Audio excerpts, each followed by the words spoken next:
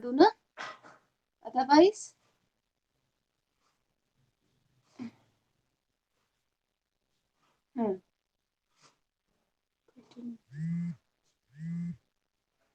Board visible है? ये जो लिख रही हूँ वो विजिबल है आप लोग के लिए?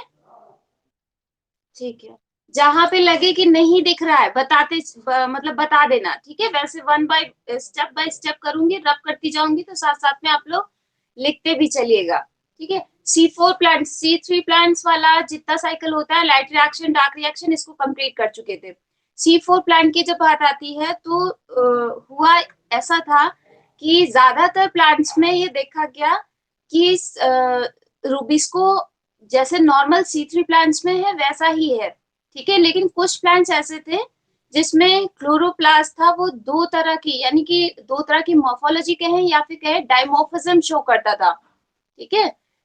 हुआ क्या कि कुछ ज्यादातर केसेस में होता क्या था कि जो नॉर्मली जब भी फोटोसिंथेसिस की स्टडी करी गई, फोटोसिंथेसिस के प्रोसेस की, तो ये देखा गया कि जो फर्स्ट स्टेबल कंपाउंड है वो 3 कार्बन कंपाउंड ही बनता था ज्यादातर प्लांट्स में। लेकिन कुछ प्लांट्स ऐसे थे जिसमें बजाय 3 कार्बन कंपाउंड स्टेबल कंपाउंड बनने के, फर्स्ट स्टेबल कंपाउंड कौन सा, 4 कार्बन वाला बन रहा था। और इसको मतलब देखने के लिए जो एक्सपेरिमेंट लगाया गया था वो हुआ क्या था कि उसमें जो CO2 यूज किया गया वो कार्बन 14 वाला था, यानी कि वहां पर जो कार्बन का नंबर था वो C14 था, ठीक है? तो जब भी ये आगे, क्योंकि यूजुअली जो आप लाइट रिएक्शन पढ़ चुके हो या डार्क रिएक्शन जब पढ़ी, तो उसमें जब कार्बन एसिमिलेशन वाला रिएक्शन पढ़ते हो तो वो CO2 का ही तो कार्बन है, ठीक है? जो भी कंपाउंड बन रहे हैं वो यहीं से तो जा रहे हैं। तो एक्सपेरिमेंट क्या किया गया कि जो वहां पर नॉर्मल CO2 यूज कर रहे थे, उसके प्लेस पे कार्बन का मतलब कि कार्बन का एक ऐसा आइसोटोप यूज किया गया जिसमें कार्बन 14 था, ठीक है? कार्बन डाइऑक्साइड की बजाय C14 वाले कार्बन डाइऑक्साइड का इस्तेमाल किया गया, या ये कहे उसको सप्लाई किया गया। फिर उसके बाद देखा गया कि जो फर्स्ट स्टेबल कंपाउंड बन रहा था वो एक नॉर्मल 3 कार्बन कंपाउंड वाला ना होकर के 4 कार्बन कंपाउंड था। मेरी वॉइस सुनाई पड़ रही है सबके पास?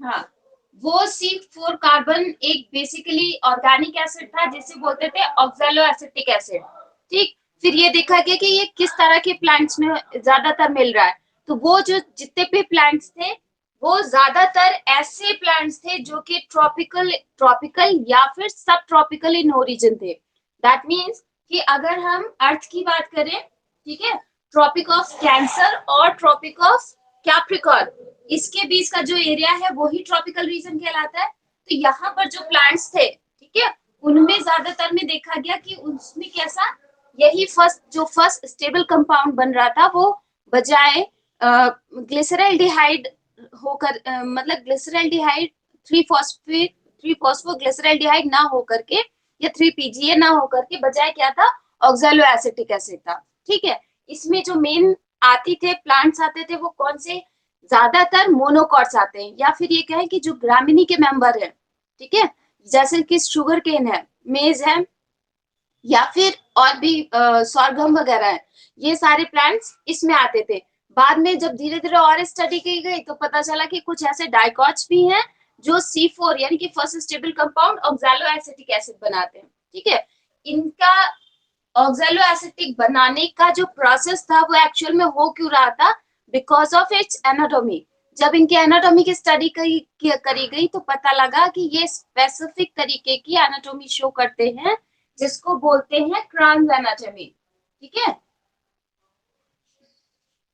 क्रांज एनाटॉमी क्या होता है, इसका मतलब हुआ कि इस तरह के प्लांट्स की जब लीव्स की स्टडी करी गई, उनकी एनाटॉमी देखी गई, तो उसमें था कि दो तरह की क्लोरोप्लास्ट उनकी लीव्स में शो हो रहे थे। दो तरह के कैसे, कि एक जो मीजोफिल सेल्स थी, वहां पर देखा कि मीजोफिल सेल्स में जितने भी क्लोरोप्लास्ट थे वो स्मॉलर इन साइज थे, जबकि जो बंडल शीट में जो क्लोरोप्लास्ट था वो नॉर्मल C3 प्लांट्स के जैसा था।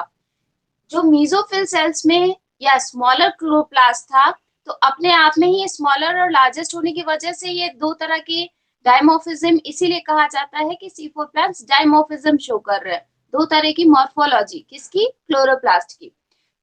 जो मीजोफिल सेल्स था वहां पर रूबिस्को एब्सेंट होता है, ठीक है। अब जब रूबिस्को एब्सेंट होता है तो दैट मीन्स इटसेल्फ इंडिकेट कर रहा है कि वहां पर केल्विन साइकिल नहीं चलेगा, ठीक है। केल्विन साइकिल कैसे चलेगा जब वहां पे रूबिस्को होगा ही नहीं। तो वहां पर क्या होता है, वहां पर दूसरे दो एंजाइम साइटोसोल में प्रेजेंट रहते हैं, जो कि इसको चाहे साथ साथ में लिखते चलिए, जब भी आप पढ़ोगे तो याद रहेगा कि मीजोफिल सेल्स में स्मॉलर साइज का क्लोरोप्लास्ट था, जबकि बंडल शीट सेल्स में कैसा लार्जर था, ठीक है। लार्जर था, लार्जर क्लोरोप्लास्ट,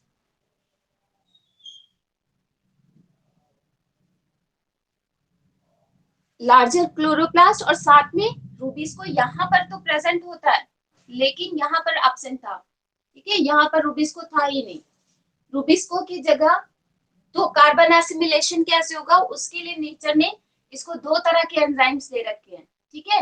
एक कहलाता है कार्बोनिक एनहाइड्रेस, ठीक है, और दूसरा था पेप्सी, फॉस्फोइनोल पायरुवेट कार्बोक्सिलेज। ये दो ऐसे एंजाइम्स थे जो क्या करते थे कि जब भी स्टोमेटा ओपन होता था मीजोफिल सेल्स में, क्योंकि मीजोफिल्स कहाँ होती हैं, जस्ट बिलो द एपिडर्मिस, ठीक है। और बंडल शीथ कहाँ पे होती है, जहां पर वेस्कुलर बंडल मोनोकॉट्स में प्रेजेंट होते हैं, उसी के अराउंड में जो शीथ प्रेजेंट होती है उसको बंडल शीथ सेल्स कहते हैं, ठीक है। तो उसमें हो क्या रहा था कि जैसे ही स्टोमेटा से कार्बन डाइऑक्साइड एंटर करती थी, कार्बोनिक एनहाइड्रेस की मदद से, इस वाले एंजाइम की मदद से जितना भी कार्बन डाइऑक्साइड एंटर करता था उसको फिक्स कर लेता था, किस फॉर्म में, बाइकार्बोनेट के फॉर्म में। फिर वो बाइकार्बोनेट क्या करता था कि बाइकार्बोनेट फिर इसके बाद में फॉस्फोइनॉल पायरुवेट कार्बोक्सिलेज एंजाइम की प्रेजेंस में जो फॉस्फोइनॉल पायरुवेट रहता था उससे रिएक्ट करके ऑक्सैलो एसिटिक एसिड बना लेता है। ये जो ऑक्सैलो एसिटिक एसिड बनता है ये मूव करके वापस बंडल शीथ सेल्स में जाता है, जहां पर अगेन डीकार्बोक्सिलेशन होता है, CO2 रिलीज होती है। यानी ये भी कह सकते हैं जो CO2 मीजोफिल सेल्स में फिक्स हो रही थी कार्बोनिक एसिड के फॉर्म में, वो ही CO2 बंडल शीथ सेल्स के क्लोरोप्लास्ट में आकर के रिलीज हो जा रही थी। अब जब जैसे ही रिलीज होती है तो क्या होता है कि वहां पर CO2 का अमाउंट प्रेजेंट हो गया। अब CO2 जब मिल गया तो नॉर्मल जो कैल्विन साइकिल था वो चलने लगता था।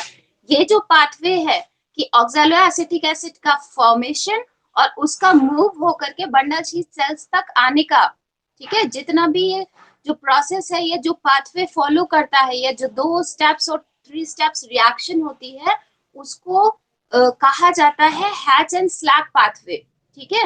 या फिर ये भी कह सकते हैं कि अगर आपसे क्वेश्चन में C4 मेटाबॉलिज्म पूछा जाए, C4 सिंड्रोम पूछा जाए, हैच एंड स्लैक पाथवे पूछा जाए, या C4 साइकिल पूछा जाए, तीनों का ही जवाब, चारों का ही जवाब एक ही होगा, ठीक है।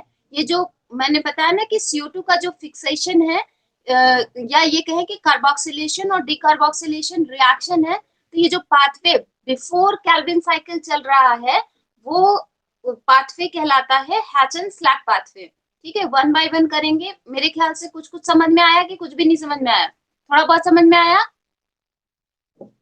यस और नो बोलो। जितना बताया उतना समझ में आया कि ये C4 साइकिल क्या चीज है। जहां नहीं समझ में आया है एक बार पूछ लीजिएगा कि कौन सा स्टेप नहीं समझ में आया, ठीक। ब्लैक बोर्ड पे साथ साथ में करते चलेंगे तो ज्यादा समझ में आएगा। कॉपी पेन हो तो लिखना शुरू कर दो, थोड़ा थोड़ा लिखते चलो।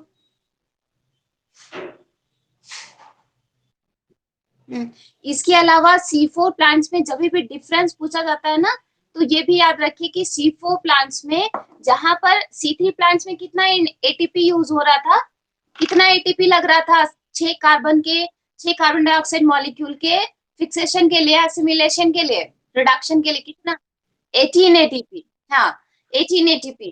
जबकि जितने भी C4 प्लांट्स होते हैं वहां पर कितना, लगभग 30 ATP यूज होते हैं, ठीक है।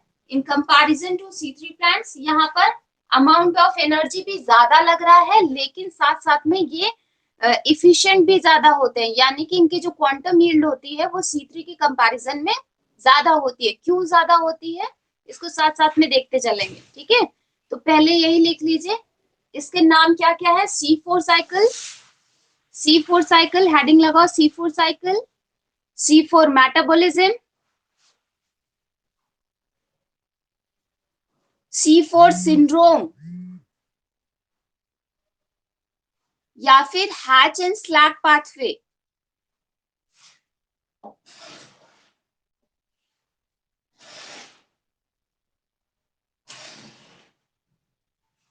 फर्स्ट पॉइंट लिखिएगा. Rubisco is present in all plants.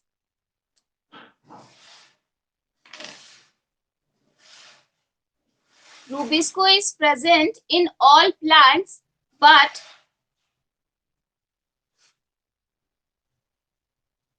not all plants generate 3-carbon compound.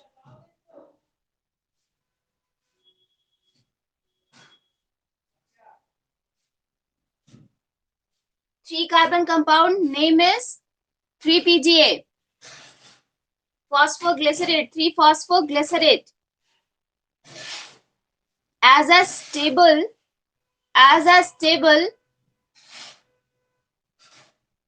photosynthetic intermediate. As a stable photosynthetic intermediate.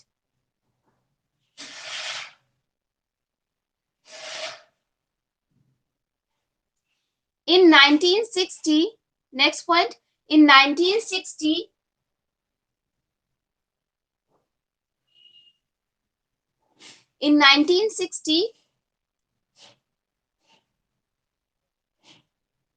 C14 इस तरह से लिखिएगा. कार्बन डाइऑक्साइड को इस तरह से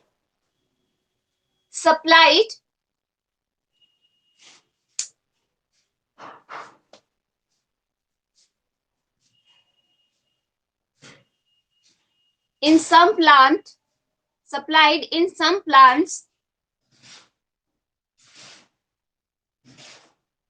which formed large amount of oxaloacetic acid या 4-carbon compound, कुछ भी लिख लो. large amount of 4-carbon compound,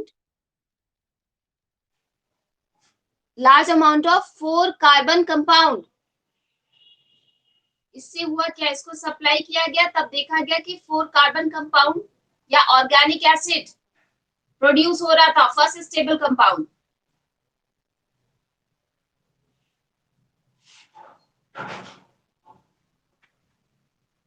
as a 4-carbon compound, as a first stable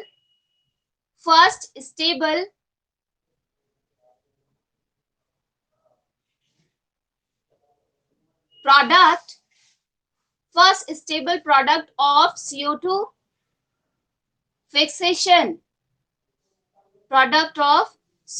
fixation.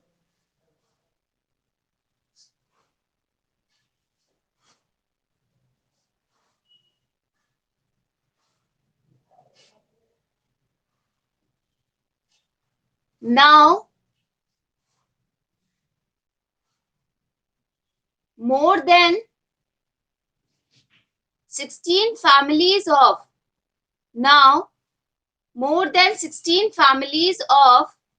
monocots and dicots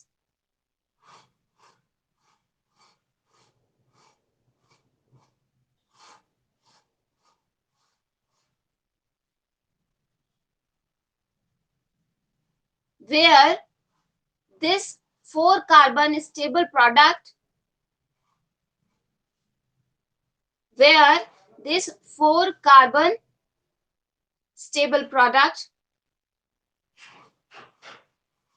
is formed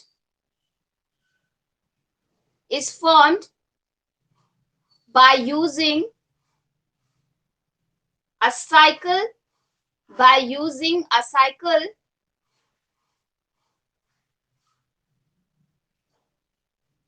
known as C4 cycle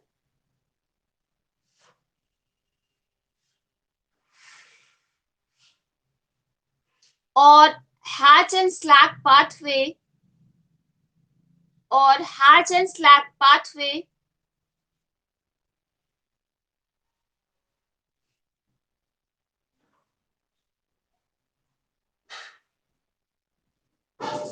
bracket में लिख लो नाम क्या, after discoverer of hatch and Slack pathway के बाद में लिख लेना after bracket में आफ्टर डिस्कवरर ऑफ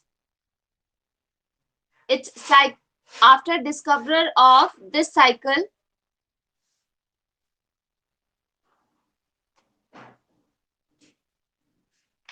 नाम था मार्शल डी हैच।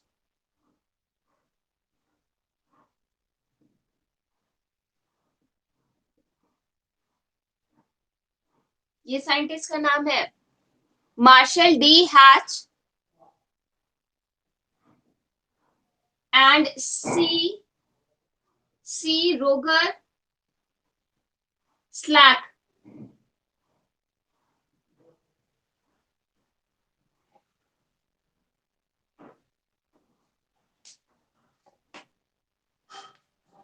एग्जाम्पल्स लिख लो। Most of the tropical plants, most of the tropical and subtropical plants use C4 cycle for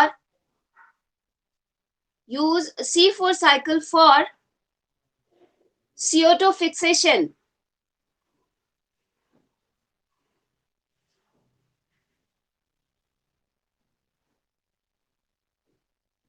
monocots में लिख लो कुछ के नाम, जैसे कि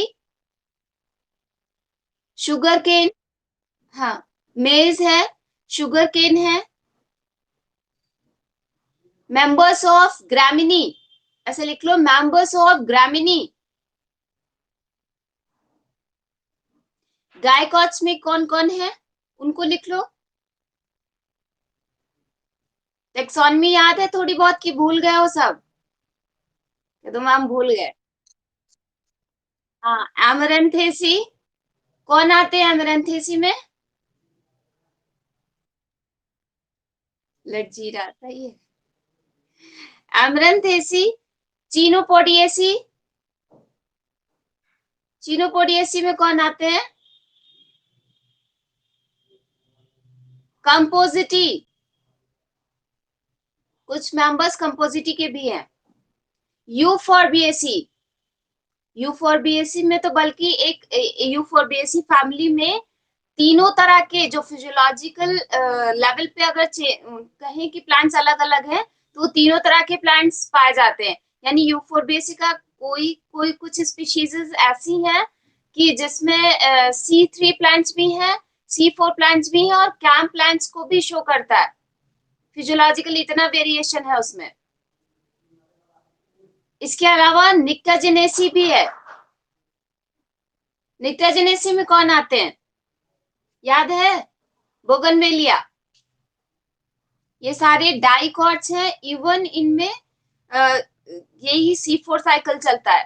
ठीक है, नॉर्मली तो जितने भी C3 प्लांट्स हैं वो ज्यादातर में डाइकॉट्स ही होंगे। ठीक है, जबकि C4 प्लांट्स में ज्यादातर मोनोकॉट्स होंगे, लेकिन मोनोकॉट्स के अलावा कुछ डाइकॉट्स फैमिलीज भी हैं जिसमें C4 साइकिल चलता है। ठीक है, नेक्स्ट पॉइंट लिखिए, the main specific feature of C4, the main specific feature of C4 plants, C4 plant is that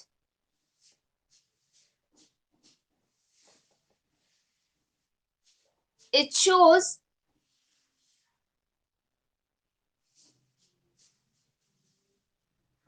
chloroplast, it shows chloroplast dimorphism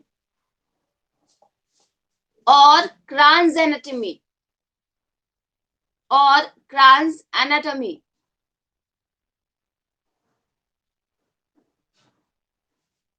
In this kind of anatomy,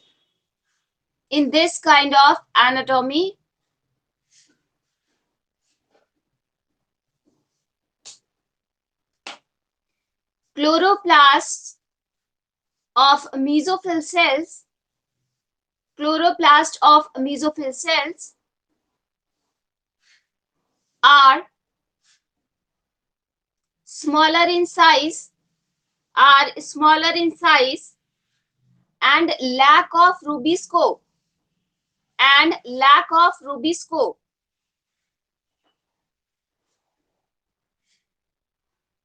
while in bundle sheet cells,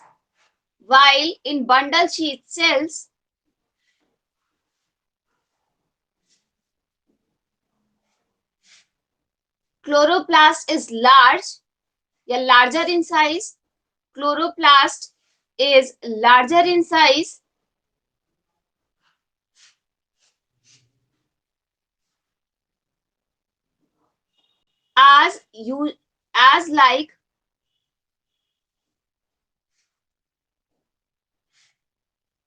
as like features of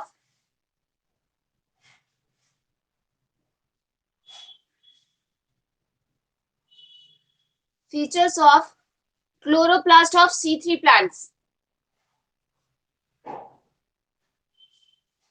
as like features of chloroplast of C3 plants.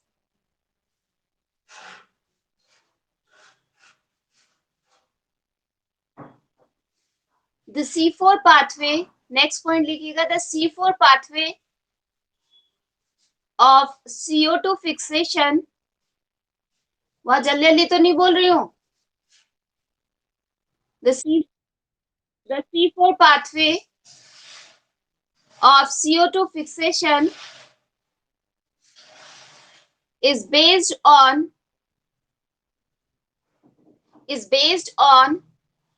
complex interaction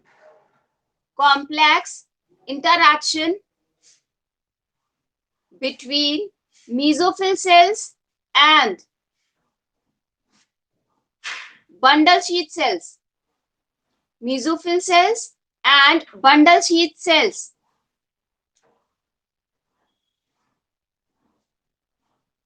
Pathway involves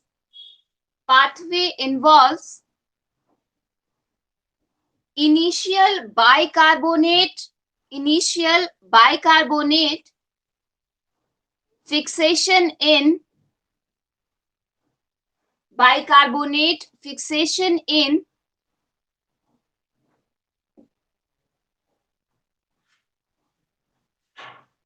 outer mesophyll cells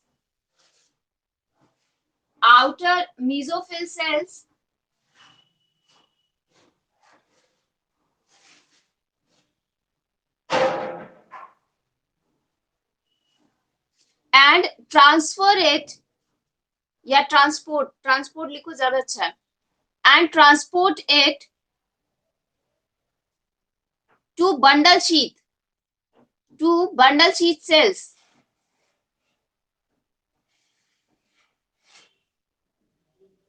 and release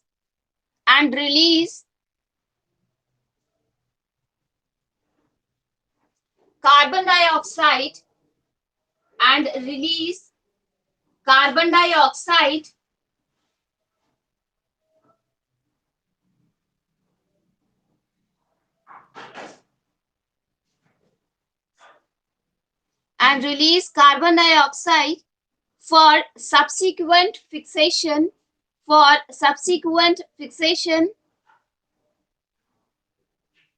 in the Calvin cycle.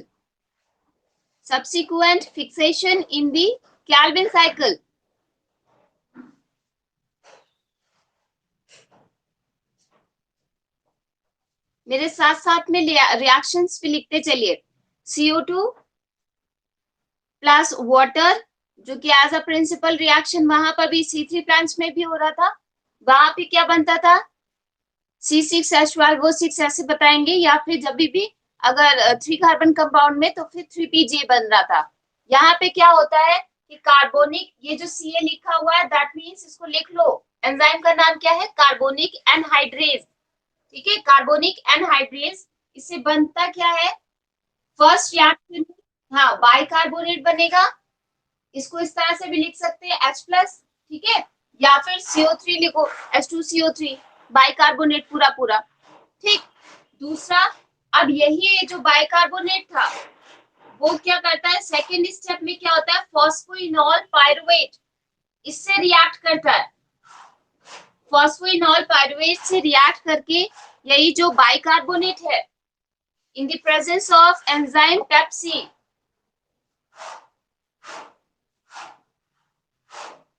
साथ साथ में लिखते चलिए, इसका नाम लिख लो, phosphoenol pyruvate carboxylase, phosphoenol pyruvate carboxylase formation क्या होगा, oxaloacetic acid plus inorganic phosphate,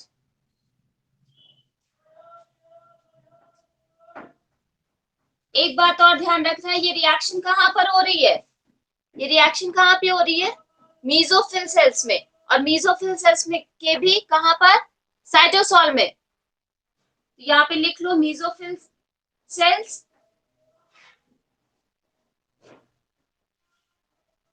mesophyll में हो रही है, और उसके भी कहां पर, साइटोसॉल में। अब ये जो ऑर्गेनिक, और ये बेसिकली कैसा कंपाउंड है, ऑक्सैलोएसिटिक एसिड, इसका पूरा नाम लिख लीजिए, ऑक्सैलोएसिटिक एसिड ये कैसा कंपाउंड है, 4 कार्बन कंपाउंड है। ये ऑक्सैलोएसिटिक एसिड मूव करके जाता है कहां पर, बंडल शीट सेल्स में, ठीक है, बंडल शीट सेल्स में जाएगा, लेकिन बंडल शीट सेल्स में जाने से भी पहले ये मीसोफिल सेल्स में ही साइटोसॉल भी होगा और स्मॉलर क्लोरोप्लास्ट भी होगा, तो वो जो स्मॉलर क्लोरोप्लास्ट है वहां पर एक और एंजाइम प्रेजेंट होता है जिसे बोलते हैं मैलेट डिहाइड्रोजनेज, मैलेट डिहाइड्रोजनेज, और क्योंकि क्लोरोप्लास्ट है तो दैट मीन्स कि वहां पर लाइट रिएक्शन चल रही होगी, लाइट रिएक्शन चल रही होगी, बहुत तेजी से चल रही होगी, बिकॉज रुबिस्को तो है नहीं कि CO2 जो एटीपी और NADPH जो बन रहा है लाइट रिएक्शन के दौरान उसको यूटिलाइज करता जाए, ठीक है, तो वहां पर होता क्या है कि लाइट रिएक्शन, और क्योंकि ट्रॉपिकल रीजन्स में ये प्लांट्स होते हैं तो वहां पर सनलाइट भी प्रॉपर पड़ती रहती है, और जब हाई सनलाइट पड़ रही है, इंटेंसिटी लाइट की बहुत ज्यादा है, तो लाइट रिएक्शन तो बहुत तेज तेज से चल रही होगी, साथ में NADPH भी फॉर्म हो रहा होगा, तो ये ऑक्सैलोएसिटिक, ये जो ऑक्सैलोएसिटिक एसिड होता है वहीं पर क्लोरोप्लास्ट में ही एक एंजाइम होता है मैलेट डिहाइड्रोजनेज, इसकी प्रेजेंस में, और पावर कौन सी एनर्जी का इस्तेमाल करता है, NADPH का, ठीक है, NADPH ये कहां से आया, ये कहां से आया NADPH, अरे NADPH ये कहां से आया, अभी बताया है, वॉइस नहीं क्लियर है क्या, गर्ल्स वॉइस क्लियर नहीं है, देन NADPH कहां से आया, मेसोफिल सेल्स में, कहां पर, साइटोसॉल में कैसे, साइटोसॉल में कैसे भाई, हाँ क्लोरोप्लास्ट में कैसे, क्लोरोप्लास्ट में कहां से आया, अरे बंडल शीट सेल्स तो दूसरी जगह पे है, क्या सुन रहे हो, लाइट रिएक्शन कहां पर होती है, लाइट रिएक्शन कहां पर होती है,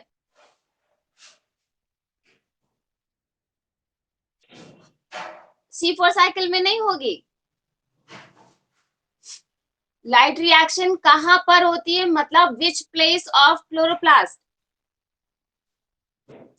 थैलाकॉइड मेम्ब्रेन में होती है, ये बात नहीं पता है, रूबिस्को कहां प्रेजेंट होता है, रूबिस्को कहां प्रेजेंट होता है, सबको बहुत मारूंगी, एक एक को, ठीक है, पकड़ पकड़ करके, क्योंकि रूबिस्को कितनी बार C3 साइकिल में बताया था कि रूबिस्को स्ट्रोमा में प्रेजेंट होता है कि नहीं, होता है कि नहीं, एक बार यस तो कर दो, ये भी भूल गए हो, आवाज नहीं आ रही है क्या वहां तक, फिर सब सो रहे हैं, बाकी वैष्णवी खाली जगी हुई है, बाकी सब सो रहे हैं। सोना है तो ऐसा कर दो, आया ही मत करो क्लास में, रिकॉर्डिंग देख लेना बस, ठीक है।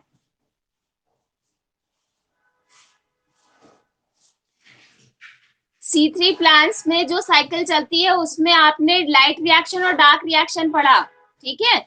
ऐसा नहीं है कि मीजोफिल सेल्स में लाइट रिएक्शन नहीं चल रही होगी, क्यों, वहां पर भी तो क्लोरोप्लास्ट है, और क्लोरोप्लास्ट के भी थैलाकोइड मेम्ब्रेन में ही लाइट रिएक्शन चलती है। रूबिस्को एब्सेंट है तो साइकिल डार्क रिएक्शन वाली साइकिल नहीं चलेगी, केल्विन साइकिल नहीं चलेगा, लेकिन लाइट रिएक्शन प्रॉपर वैसी जैसे हो रही थी वैसे ही होगी। बात समझ पाए? तो ये जो मैं बता रही हूँ कि ये वाला जो ये हैच एंड स्लैग पाथवे, इसको इसीलिए कह रहे हैं क्योंकि बाकी चीजें नॉर्मल है। NADPH ही कहाँ से आएगा, वही लाइट रिएक्शन जो थैलाकोइड मेम्ब्रेन में चल रही थी C3 प्लांट्स में, वैसे ही मीजोफिल सेल्स के जो क्लोरोप्लास्ट है वहां पर C3 साइकिल के ही जैसा लाइट रिएक्शन यहाँ पे भी चल रहा होगा। और जब लाइट रिएक्शन चलता है तो क्या क्या फॉर्मेशन होता है, ATP का फॉर्मेशन नहीं होता, NADPH का फॉर्मेशन नहीं होता है ना। तो ये रिड्यूसिंग पावर कहाँ से आ रही है, उसी लाइट रिएक्शन से, ठीक है। अब ये ऑक्सैलो एसिटिक एसिड को in the presence of malate dehydrogenase convert कर देगा with the help of NADPH। यहाँ पे डिहाइड्रोजनेज इस्तेमाल हो रहा है, दैट मींस यहाँ पे रिडक्शन होगा, और रिडक्शन होने के साथ में ही NADPH से क्या बनेगा, NADP प्लस, और मैलेट बना देगा। अब ये मैलेट जो होता है, ठीक है, ये दिस वन, ये मूव करके या ट्रांसपोर्ट होकर के कहां पे जाएगा, बंडल शीट सेल्स में, ट्रांसपोर्ट होकर के कहां पहुंचा, बंडल शीट सेल्स में, और बंडल शीट सेल्स में भी कहां पर, अब वो क्लोरोप्लास्ट में जाएगा, बेसिकली स्ट्रोमा में, राइट। बंडल शीट सेल्स में जब मैलेट पहुंच जाता है उसके बाद की क्या रिएक्शन होती है, ये पेन डाउन कर लिया, यहाँ पर लिख लो, हाँ इसको यहाँ पर लिख लो यहाँ पर पूरा सेंटेंस लिख लो, नहीं तो भूल जाओगे, जब पढ़ोगे तो लगेगा कि पता नहीं, कनेक्ट ही नहीं कर पाओगे। मैलेट के आगे एरो बनाइए और लिख लो, move into chloroplast of bundle sheath sales.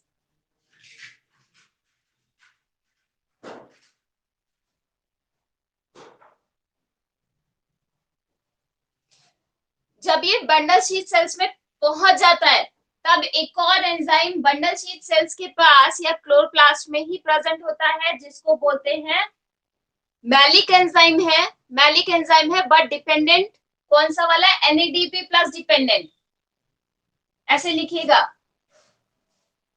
NADP plus dependent malic enzyme. ये क्या करता है, इस मैलेट से जो कार्बन डाइऑक्साइड है उसको रिलीज कर देता है, और उसके रिलीज होने के साथ में ही CO2 बनती है, और CO2 के साथ में क्या बनेगा, फॉस्फोइनॉल पायरुवेट बनेगा, ठीक। अब ये CO2 जो रिलीज हुई है ये कहाँ पे पहुंच जाएगी, केल्विन साइकिल में। तो यहाँ पे लिख लीजिए कि it is undergoes into Calvin cycle,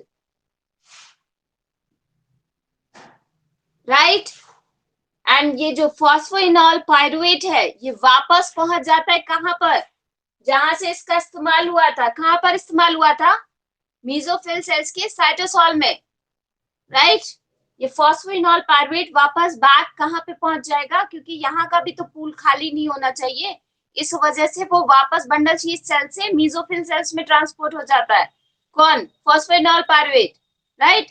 और कार्बन डाइऑक्साइड जो वहां पर ये जो फिक्स हुई थी वो यहाँ पर केल्विन साइकिल में इस्तेमाल हो जाएगी, क्योंकि बंडल शीट सेल्स में रूबिस्को प्रेजेंट होता है। तो नॉर्मल इस तरह से कार्बन का एसिमिलेशन होता रहता है और फोटोसिंथेसिस होती रहती है। बात समझ पाए कि नहीं, कितने दिन में भूल जाओगे, पता नहीं मैम। अरे ये नहीं कह रहे हो कि मैम नहीं भूलेंगे, रिवाइज कर लेंगे, कैसे भूल जाएंगे, हैं। यहाँ पर साथ में वो भी लिखिए, यहाँ पे क्या होता है कि क्योंकि मैलिक एंजाइम है या क्या मैलेट से फॉस्फेनॉल पायरुवेट बन रहा है, यहाँ पर इस्तेमाल होता है NADP प्लस का, कन्वर्ट होता है किसमें, NADPH में, ठीक है, NADPH, इसीलिए कहा जा रहा है NADP प्लस, दैट मीन्स कौन सा वाला, मैलिक एंजाइम तो है बट NADP प्लस डिपेंडेंट, कि यहाँ पर इस रिड्यूसिंग पावर का इस्तेमाल होगा, ठीक है। इन दोनों चीजों को लिख लीजिएगा, इसको तो लिख लीजिए केल्विन साइकिल में, और फिर आपके आगे भी एरो बना के लिखो, back to, moves back to या transported to mesophyll cells, transported to mesophyll cells. वहां पर क्या होगा, फॉस्फेनॉल पायरुवेट तो वहां पहुंच गया, फिर क्या होगा, बल्कि फॉस्फेनॉल, सॉरी एक चीज गड़बड़ हो गई, फॉस्फेनॉल पायरुवेट नहीं, यहाँ पे पायरुवेट बनता है, ठीक है, पायरुवेट बनता है, इसको करेक्ट कर लो, पायरुवेट बनेगा।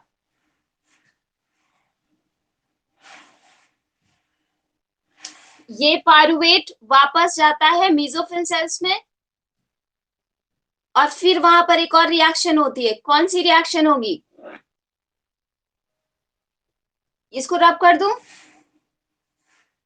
रब कर दूं, ओके, आगे लिखो पायरुवेट, लिखो फर्स्ट कंपाउंड, लिखो पायरुवेट, इसका क्या होगा, क्योंकि पायरुवेट को वापस फॉस्फेनॉल पायरुवेट बनाना है, ठीक है, तो ये लिखिए पायरुवेट। अब फॉस्फेनॉल पायरुवेट बनाना, तो जाहिर सी बात है यहाँ पर जो काइनेज की प्रेजेंस में फॉस्फोराइलेशन वाली रिएक्शन होगी, तो एंजाइम कौन सा यूज होगा, पायरुवेट ऑर्थो फॉस्फेट डाइकाइनेज, थोड़ा अच्छा सा और बड़ा सा नाम है, तो लिख लो इसको, पायरुवेट ऑर्थो फॉस्फेट डाइकाइनेज, इतना बड़ा नाम इसको काय को दे दिया। डाइकाइनेज का मतलब है कि ये फॉस्फोराइलेशन रिएक्शन तो कर रहा है, लेकिन दो अलग अलग मॉलिक्यूल को, ठीक है, उसको फॉस्फोराइलेट करने में मदद कर रहा है। एक तो हो जाएगा पायरुवेट को ही करेगा, जब पायरुवेट को फॉस्फोराइलेट करता है तो क्या बनता है, फॉस्फेनॉल पायरुवेट, ठीक, और दूसरा जो कंपाउंड बनेगा वो क्या होगा, दूसरा कंपाउंड बनता है पायरोफॉस्फेट, राइट। इस पायरोफॉस्फेट और इसका फेट क्या है, उसके आगे लिखो, ठीक है,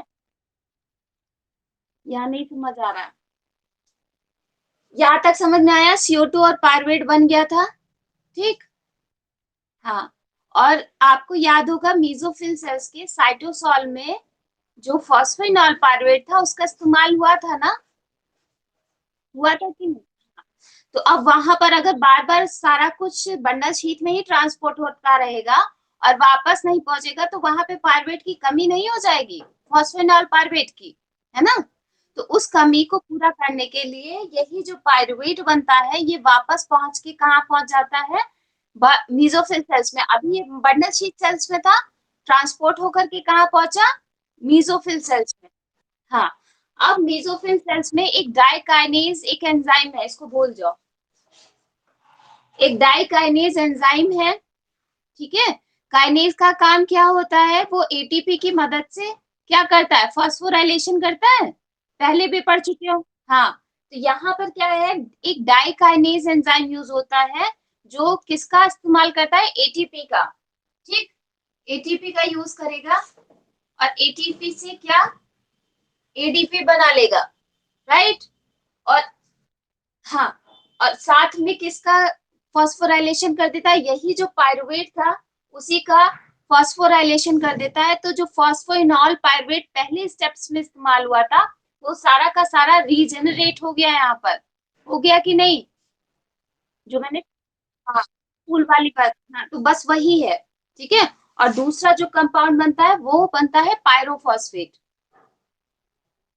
एक और चीज, हाँ हाँ, एक और चीज खास खास ध्यान देने वाली है कि जो डायकाइनेज है वो एक्चुअल में यहाँ पर एटीपी से, यूजुअली जब भी एटीपी का यूज होता है तो एडीपी बनता है, लेकिन इस रिएक्शन में क्योंकि दो जगह पे अलग अलग कंपाउंड्स को ये मतलब फॉस्फोराइलेट कर रहा है, तो एडीपी ना बन करके क्या बनता है, एएमपी बनता है। ठीक है, यानी एटीपी का इस्तेमाल तो होता है, लेकिन एटीपी की बजाय क्या बनेगा, एएमपी।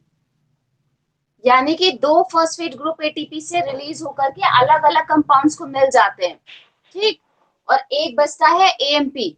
लेकिन यूजुअली जितनी भी लाइफ फॉर्म्स है, आप उसमें देखोगे कि एएमपी शायद ही किसी रूप में एग्जिस्ट करे। जितना भी एएमपी बनता है उसको तुरंत एक एटीपी का यूज करके एडीपी के फॉर्म में कर देते हैं।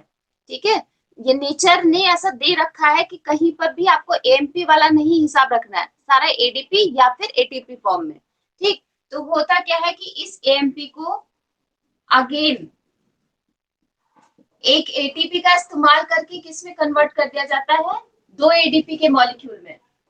ये बात समझ पाए, ये बात समझ, हाँ, एडीपी, ये इसमें तो कोई कंफ्यूजन वाली बात ही नहीं है। ठीक है, और यहाँ पे जो एंजाइम यूज होता है, इस एंजाइम का नाम लिख लो, adenylate kinase. Adenylate kinase.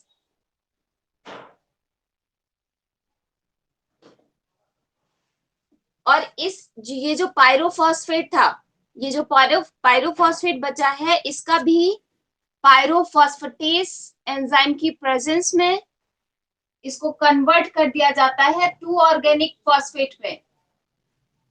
To organic phosphate में, आईपी भी लिख सकते हैं, या 2PI लिख लीजिए। पायरोफॉस्फेट को in the presence of pyrophosphatase enzyme की प्रेजेंस में किसमें, टू ऑर्गेनिक फॉस्फेट में कन्वर्ट कर देते हैं। ये जो इतनी कहानी है, इसी को बोला जाता है हैच एंड स्लैक पाथवे। ये जो कार्बोक्सिलेशन और डीकार्बोक्सिलेशन रिएक्शन है, इसी को कहा जाता है hatch and Slack pathway. CO2 मिल गया अबंडल शीट सेल्स में वापस, वैसे ही जैसे C3 प्लांट्स में केल्विन साइकिल चलती थी, वैसे ही वहां पर केल्विन साइकिल चलती है, और इस तरह से कार्बन का एसिमिलेशन हो जाता है, या ये कहें कि CO2 फिक्स हो जाती है। ठीक, ये बात समझ आई। यही वजह है, अब देखो, जब भी C3 साइकिल पढ़ा था तो वहां पर क्या होता था कि जो एटीपी इस्तेमाल होते थे वो जब रीजेनरेशन वाला फेज चलता था तब इस्तेमाल होते थे। ठीक, यहाँ पर क्या है कि वो ही, यहाँ पर तो देखिए एक्स्ट्रा एटीपी लग रहा है, पायरुवेट को वापस पहुंचाने में एक और एटीपी खर्च हुआ, फिर एएमपी को यूज करने के लिए फिर एक और एटीपी लगा। ठीक है, ये जो ट्रांसपोर्टेशन है, मेसोफिल से बंडल शीथ सेल्स में जाना, बंडल शीथ से वापस मेसोफिल सेल्स में जाना, इन सब के लिए हर जगह पर एटीपी एटीपी इस्तेमाल हो रहा है। यही वजह है कि जब भी C3 और C4 का कंपेयर किया जाता है तो आपको पता लगता है कि C3 प्लांट्स में तो लगभग 18 एटीपी यूज होते हैं, जबकि C4 प्लांट्स में लगभग 30 एटीपी। ठीक है, यही वजह, इतना सारा एनर्जी खर्च करना पड़ता है। लेकिन साथ में C4 प्लांट्स ज्यादा इफिशिएंट भी होते हैं, यानी कि ये भी कह सकते हैं उनकी क्वांटम यील्ड, या ये कहें ऑक्सीजन जो रिलीज है या कार्बन का जो फिक्सेशन है, वो C3 प्लांट्स के कंपैरिजन में ज्यादा एडवांस्ड होता है, या ये कहें कि इफिशिएंट ज्यादा होते हैं, ज्यादा अमाउंट में कर सकते हैं। क्यों ऐसा है, क्योंकि वहां पर C3 प्लांट्स में तो रूबीज को इस्तेमाल हो रहा था, या ये कहें कि CO2 की कंसंट्रेशन एक लिमिटिंग फैक्टर की तरह काम करती है, जबकि C4 प्लांट्स में CO2 एक लिमिटिंग फैक्टर नहीं का होता है, कितना ही low concentration of carbon dioxide हो। बट ये जो प्लांट है, C4 प्लांट है, वो अपना कार्बोनिक एनहाइड्रेस की मदद से जितना भी अमाउंट एंटर करता है उस सारे को फिक्स कर लेते हैं। ठीक है, पहले बाइकार्बोनेट के फॉर्म में और उसके बाद में उसको ही मैलेट या ऑक्सैलोएसिटिक एसिड के फॉर्म में बना लेते हैं, जिससे कि CO2 के कहीं भी ये चांसेस नहीं होते हैं कि फोटो ऑक्सीडेटिव डैमेज हो जाएगा या रॉस बना लेगा, या फिर फोटो रेस्पिरेशन जिसे कहते हैं, C2 साइकिल जो चलता था C3 प्लांट्स में, तो चांसेस होते हैं कि वहां पे C2 साइकिल चल सकता है, यानी फोटो रेस्पिरेशन हो सकता है। ठीक है, लेकिन यहाँ पर थोड़ा सा भी चांस नहीं है कि CO2 की वजह से फोटो रेस्पिरेशन साइकिल चले। ठीक है, ये बात समझ पाए। सिग्निफिकेंस डालो, कॉपी में डालो सिग्निफिकेंस। सिग्निफिकेंस C4 प्लांट्स, हाँ बस यही खत्म हो गया। अब C4 प्लांट्स का जिक्र नहीं करेंगे, अब आप बताएंगे C3 और C4 में क्या डिफरेंस है। टाइम ओवर हो गया क्या? हाँ, बोर भी हो गए ना। चलिए ठीक है, ढूंढ के लाइएगा। ठीक, एक बार रचन श्रीवास्तव पढ़ना, और आज जो लिखवाया है उसको भी रीड करना। और कल जब भी हम आएंगे तो शुरुआत में पहले C4 और C3 में क्या डिफरेंस है इसकी बात करेंगे। उसके बाद C2 साइकिल पढ़ेंगे। ठीक है, उसके बाद C2 साइकिल। आपका इसके बाद कौन सा क्लास है वैसे? कौन सा क्लास है? अच्छा, कौन लेगा? सुनीता मैम। चलिए जाइए। Thanks to everyone. थोड़ा सा आज बोर बोर ज्यादा लग रहा था कि क्लास में, मुझे लग रहा है सबको ऐसे सब बैठे हुए थे, भगवान जाने।